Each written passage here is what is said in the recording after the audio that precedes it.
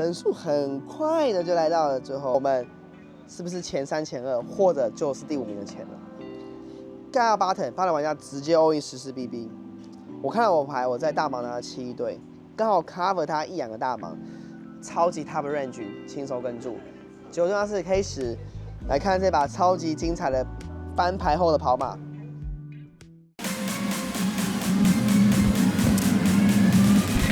Hello， 好，我是 Neven， 现在是2024年，今天穿着这个鲨鱼装来打今年的第1场比赛。第一场比赛还是在台湾，所以我不用出国，所以这一切的时间运作都非常完美，非常的熟悉，非常舒适嘛，因为自己家，对不对？等下去打比赛就是今天的单日豪客赛，30分钟升榜10万的起始筹码，然后他当天就会去比完了。整体来讲也是正常偏快一些。好，那我们这个系列打是 USOP， 那我们希望这个系列非常的顺利。超久没回来了，应该好几个月了吧？因为最近的比赛都在海外，那我们就废话不多说，我们来打这个 USOP。台湾的豪客赛人都不会很多，没办法 ，always 这样子。通常只有1000多枚的比赛，可能主赛事人比较多，所以海外玩家很重要。如果海外玩家不够多的话，嗨如果打起来就比较单调，就是你这1个礼拜都要跟一样的人一直打。但相对的，其实你打得顺手的话，也会蛮有优势的。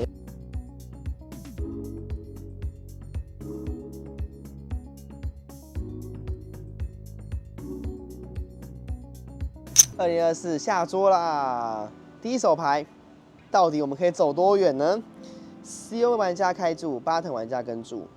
大盲我看了手牌8一对，那盲注这个时候呢，我有40个大盲，有效筹码大概40个 BB， 我决定在这个地方要直接 all in， 我不想要3B 被 4 倍，非常不好受，直接 all in， 死钱也够，牌力也可以接受。all in 之后呢 ，CO 玩家马上跟注。帮人盖牌，我想说完蛋了，基本上应该是严重落后。结果，他是 S Queen， 是一个跑马 ，Flopper 投过啦 ，Turn， 我们的2024第一手牌出局。继续去日版。今年第1发 Flip Turn 上被罚死了，所以我现在 Rebuy 打第2发，希望第2发可以翻倍起来往后打。第2发，那第2发呢，我又回到原位的位置，然后我们要报仇，复仇成功。紧接着呢，我们重买。那这把牌呢，盲注是2500的大盲。我在第1家拿 AA 开注，一路盖到了小盲，小盲玩家这边3B 到了2万1。回到我这边，我想了一阵子，那这玩家是越南玩家。我跟他一些对战记录，我个人觉得在这个小盲难敢3B 我这个强度基本上牌很大，所以我做了一个 Mi-Raise 4倍到3万7。好，回到他想一下 all in， 开心的 snap call 跳起来 ，AAKK 这就是一个撞牌，很开心，我们第2发翻倍了。那当然这一开始前我们打了一阵子啊，才来到这手牌。接下来这手拿 JJ 在 UTG 开注，加1跟注，巴腾跟注，就大盲 squeeze 到3万3。我看一下我们双方的后手还蛮深的，我也可以决定4B， 也可以决定跟注。我决定运用跟注，用位置去给他打翻牌后，结果加1跟注，巴腾也跟注，这是一个4人底池。方本开一个7 high ball， 但是呢这3张牌非常有关联，它是一个连牌左右的手牌，再来还有2张花。第1家过牌，基本上它不会有太大的超对了，因为这个后手的 SPR 比例，它很多的超对不能去慢打，也是要去把筹码打进去去打光，所以我觉得我这些在这边是非常非常大的。那我下注底池5万，那当然祈祷后面玩家不要有人 all in， 也不要有人跟太多，因为他们都跟，或是有人跟在家，很有可能就中了 set， 很有可能就是一个超强的一个买牌带花做的这些手牌。好，加1盖牌，就有巴腾跟注，大盲盖牌我们单挑。turn 来一张6，非常不好，一张沉顺。那当然我的范围里也会有一些 set， 不过我的2配2对以上的手牌跟顺的组合绝对没有巴腾来的多，因为巴腾有非常多中间左右的一些，例如说6、7加的这些同色都可以去玩，那甚至一些很多对子它也可以玩，它都可以在巴腾去做这样的一个跟注。好，然后我过牌，他马上下注一个7万5，这边我想了很久之后，我决定盖牌。那这个玩家我之前跟他打过一阵子，他是一个台湾的一个常打的比赛的常客，在这1年非常活跃。所以我觉得在这个手牌来讲，他不会投太多机。对，那他跟我讲他是 set， 我相信他，他不会骗我吧。紧接着这把牌玩了一阵子，再加一 all in 个5万5，我在大 button 拿了 AA， 就是非常轻松，就想一想跟住。当然希望后面人进来了，就后面人没有进来，很顺利的，就是我们获胜。然后再来呢，这把牌我在 2TG 拿了 KK 开注，盖到小盲 all in 8万5，投手大概不到20个大盲。我们 KK in the ace queen 顺利顶住。啊，接着来这把牌，这把牌就是我在 CO 位拿 K9， 我开注，只有小盲 all in 13BB。有趣了，很多人可能 K9 会直接盖牌，但我们要想的是小盲的对象是谁？那这小盲是一个职业玩家，我觉得他会推所有的7、8同色到 Broadway 都是有机会的，所以我觉得我的 K 还可以领先他这些比我们弱的牌，比如说 QX、JX。和一些中间 connector 8、7、9、10、15体这些手牌，那当然碰到它一些 X， 只要不要是 A9 以上的牌，我们都还是很高的胜率，至少有个40%左右。那当然它有比我们好的牌，就是 KJ 加那些手牌，甚至 A9 加这些也都是会有的。那在一半一半的这种情况之下，我觉得必须要跟注，所以我这把我尝试去跟注。当然它会推更夸张的牌，我不确定 ，maybe 可能也会有，因为还在可以买入的这个阶段。好，做他 KJ， 但是不好的结果啦，我们输掉了这手手牌。好，接着呢，玩了一阵子之后，我们来这手牌 ，High J Open 1万6 ，C 位我拿了 AK 做了一个3B 到4万8，结果小盲选择 all in， 盖到我。我看一下双方筹码之后，我们大概只有30几个大盲 ，AK 你要我怎么盖？这么大这么好的机会，对不对？后面也是会做一些可能 4 倍的一些 S Queen 啊，或是一些可能现在要 Broadway 2高张啊，或 Bluff 手牌都有可能。跟住之后，他是 KK， 很幸运，啪，我们中了 A，hold 到最后，关键的这把我们吃下来了，然后往上走。现在剩下20个人，然后均码是30万，我大概有40万左右。来，刚刚跑出一个短码4个大盲多，但还行。然后我们只要再差10根就可以签圈了，看有没有机会，2024年第一个签圈在这一场可以诞生。接着来到所谓的扑克的日常，就是所谓的叫做你在打牌很常遇到的是没有牌。不过呢，我们很重要的是要维持码量，所以在这个阶段，我们有 open， 有人大盲抵抗，别人 open， 我们大盲也抵抗，来来回回，然后维持这个底池，有赢有输。现在剩11个人，所以再一个人就签圈了，他叫做 Stone Bubble。我是逆粉的粉丝。闭目养神，千万不要当 Stone Bubble。我接着来到结构是 Level 16， 1万、1万5，短码 all in 1BB， 结果4个人夹杀，也没有要去做任何的这个挤压动作，因为它是 Bubble Time， 我很少看到 High Roll 的 Bubble Time 会有玩家就是不去挤压，而是大家都去夹杀。OK， 那这边我们看了这手牌。结果有一个人有中了大牌了。好，我们进了圈圈。2024年 in the money 呀，进圈圈。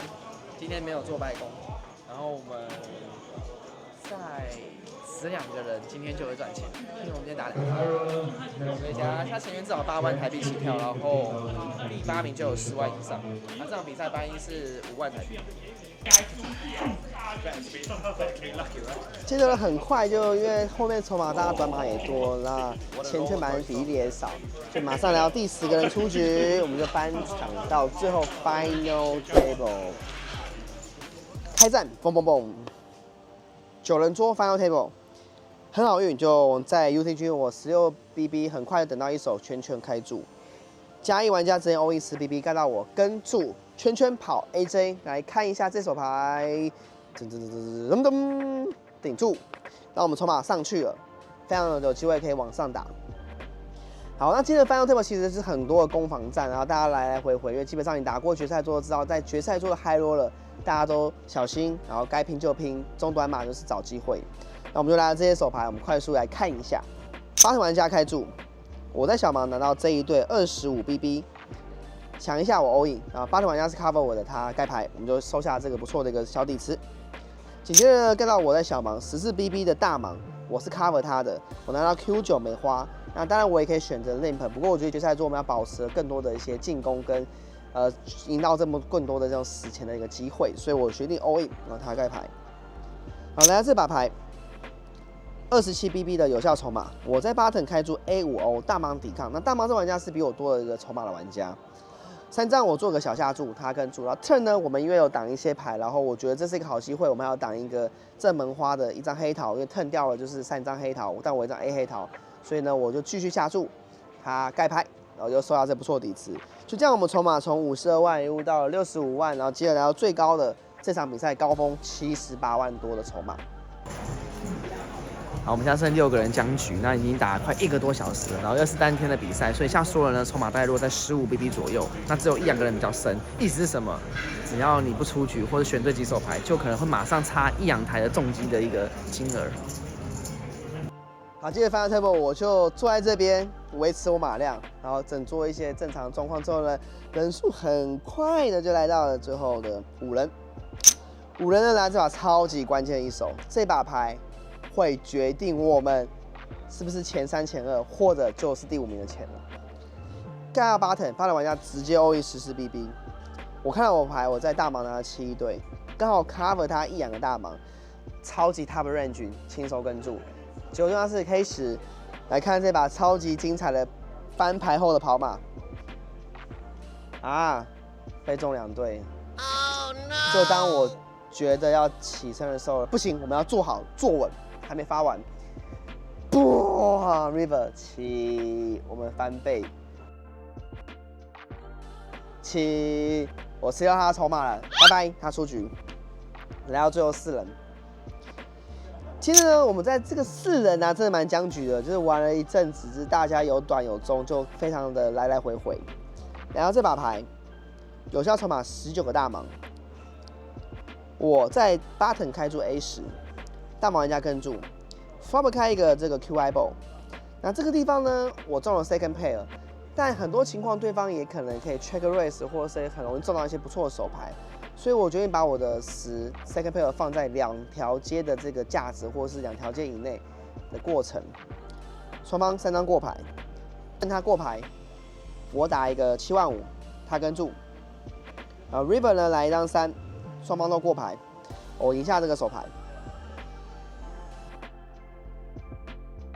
我记得这把牌，button玩家直接 all in 10BB。我看到我的手牌，我在这个大盲。King Queen 轻松跟注之后呢，它是一个 AJ， 那这把牌很顺利的跑过啦，这4成左右的胜率。然后在 Final Table 其实就这样子，你只要让你马稳住，然后该接的牌就接，然后剩下的就是交给这个命运的跑马了。其他如果你打过，你应该知道，就是你只要不要犯错，就人就会嘣嘣嘣嘣嘣出局啦。好，那剩3人桌来这把牌，我们就是我跟另外一个 CL。他多我快2倍多，然后那玩家被我们玩到剩下一点点筹码，这把非常有趣啊！他剩下一个快要3BB 左右，但是我不想button open， 因为 CL 可以在这个阶段去做很大的 ICM 压榨，去故意针对这个剩下3BB， 然后针对我去做很多的压力，很多的 squeeze， 让我非常难受，卡在这个第2名跟第3名前的 ICM 这个 pay jump， 所以决定 A2O 我再故意用 limp 让他不好去做很大的一个压榨。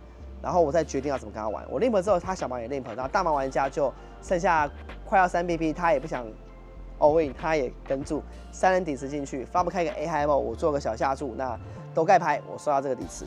紧接着来到这把牌，CL 玩家 button open， 小盲这个最短码的 all in 大概1点多 BB， 我在大盲看来 S king， 我有30BB 快要，我选的 all in，CL 盖牌，我跟这个短码跑最后一把。非常陡的过程 ，OK， 顺利的赢下来了。我进入到了最后的最终之战，单挑。那单挑之前呢，这玩家跟我差距的码量是他快要2比1我。这位玩家是澳洲籍的亚裔，我在越南在这1个多月，在河内啊、岘港啊跟他打过非常非常多的手牌。他是一个非常 nice 的玩家，重点是他也会中文，所以我也可以用英文跟中文跟他聊天。英文我不会讲的，就可以用中文跟他讲，非常的开心啊。好，有趣的是他单挑的时候马上跟我说我们要不要地友，因为毕竟我们玩了一阵子，然后在这个段1个月多的时间也很常交流，所以我想说也 OK 啊，没问题。而且这个筹码其实双方的比例不会说很正，30个大盲马上要升盲变20几个大盲，就是单日豪克升马结构是比较快的，而且要打到非常晚的。那我们把这个剩下40多万的 Pay John 的这个金额1、2名的差距去做一个 deal， 所以最后我多拿了一个大概15万多，所以这场大概是可能快要60万，然后他拿的大概是70万多，所以我们达成这个最后打这个奖杯。好，那这朋友是威廉，他是澳洲，然后我们很常在国外一起玩，然后我们今天单挑我们就把 ICN 谈奖金，然后我妈比较少，所以我拿大概68万多，然后他拿76万左右。对，然后我们打奖杯。是。好，那边跟大家补充一下，什么是 ICN deal， 什么是额外的 deal 条件。其实打到决赛桌，基本上比较容易谈成功的，就是交易的话是最后3个人或是2个人。为什么不是9个人、8个人、7个人呢？原因是因为越多人，筹码差距越大，越多实力的差别，所以大家都不会可以同意说要谈钱，所以越少人才有机会谈钱。好，那在这边有趣的是，有些比赛不给谈，像是WSOP 的现场比赛、有金手链的赛事，他故意让决赛桌的一个规范就是不给你们谈条件，就一定要真枪实弹的全部打到最后，管你是结构快，管你实力差距还是实力差不多，就是你要打到最后1、2名。当然，玩家能不能自己去额外给钱，这个主办单位就不会去保障了。好，那最后呢，什么样情况的状况会有地游是好的呢？所以真的也没有所谓好不好，只要你能接受。大家能去同意，其实都 OK。对，那其实最关键有几个可以参考价值啊。第一个是你实力比他强很多，但是可能盲注非常快，例如说军马州10几个大盲，那你还是要拼一把运气嘛。那这种情况如果赔赚很大，你弹是不错的，可以降低波动。当然，如果你实力比他强太多，马量差距很大，或者是马量结构又很好，那基本上你直接打是最好的，你可以赢到最多的这个。奖金在长期是比较大的几率，那相反的呢，你实力比他弱，但你马比他多，可能又没有差距很大，你可以利用这个时候去问这个玩家要不要跟你 deal。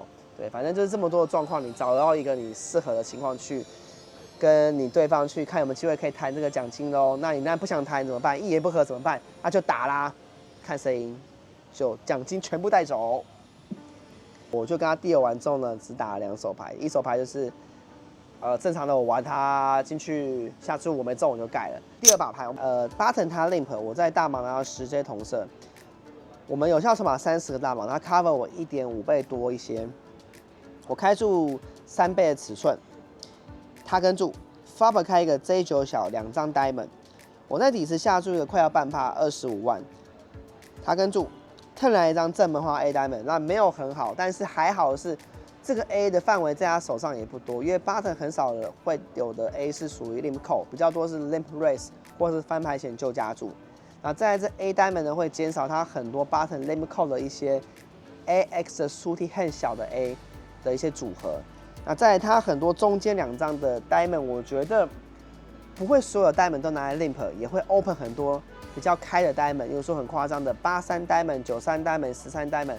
他不太喜欢拿 limp call 嘛，想要用 open， 有机会在翻牌前就让我盖掉，所以2张 diamond 的比例我觉得没有想象中的这么多。当然有一些埋伏的2张手牌的这种牌的同色去 limp call， 所以 turn 呢，我决定过牌 control pass， 顺便让他增加他一些 bluff 的机会。